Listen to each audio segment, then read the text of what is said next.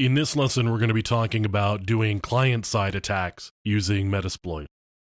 Now, client-side attacks is actually where we're going to set up a server inside of Metasploit, and then we're going to connect to that server using a client. In this case, the client that we're going to be using is a web browser. Now, one of the tricky things about actually doing any sort of pen testing is that it really takes a specific set of criteria to be in place in order for some of these exploits to work to begin with.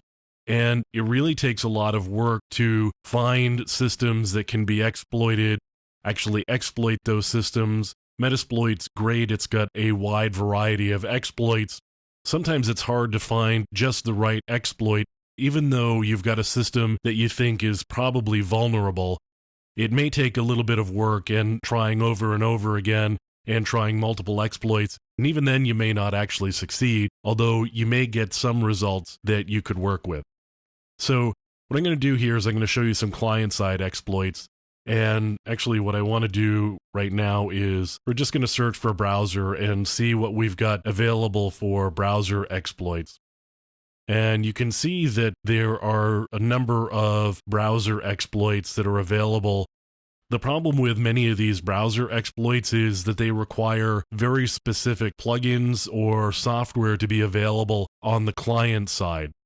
So I'm actually going to make use of one vulnerability here, and I'm going to, first of all, search for ms11_003.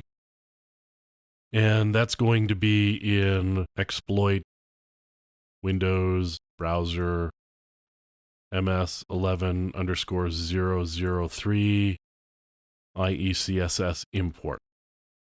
Now I'm going to show options here. And you can see there are a number of things that we can do. We could either obfuscate it or not obfuscate it.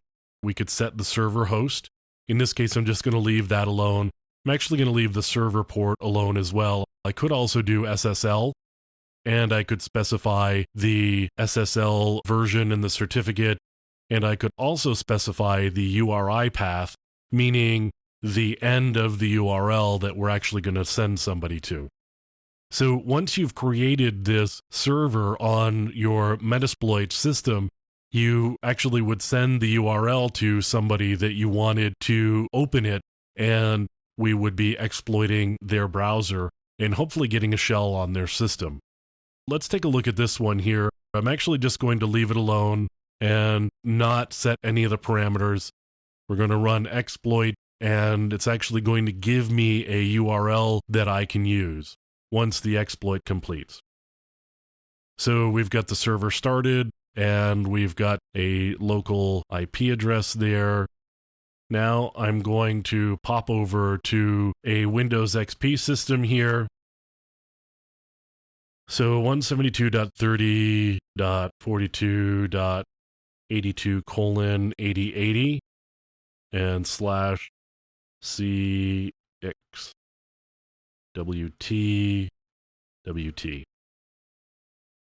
So you can see over here that we've actually received the request. And we're sending the exploit message over. And you can see we actually caused a crash here. I'm not going to send this.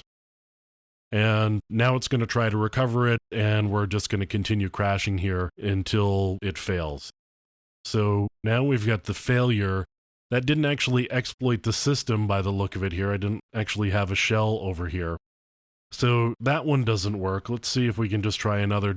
There are several that we might actually be able to use here. So ms12_063. This is another one that is Internet Explorer, and I'm going to try to use that one. Exploit Windows browser IE exec command UAF. Again, show options, and the same sort of options here. I'm actually just going to run exploit again, and we've actually got an exploit running as a background job. So we're going to stop that server, and now let's try exploit again. Now we've got that, And we've got our server running, and let's take a look here at what we've got. http://172.30.42.82:8080. And I could certainly have set the port to be 80, although if I'm sending this to somebody, probably using an off port really is not going to matter all that much. So 8DL, if this was something that I were expecting somebody to type in, then it may be some cause for concern using a non-standard port. Although 8080 is not completely unstandard, it's just not port 80, and you have to specify the port number there. So again, we've got the attack that's going on, and we've got the Explorer window here trying to do something, and we got a crash again.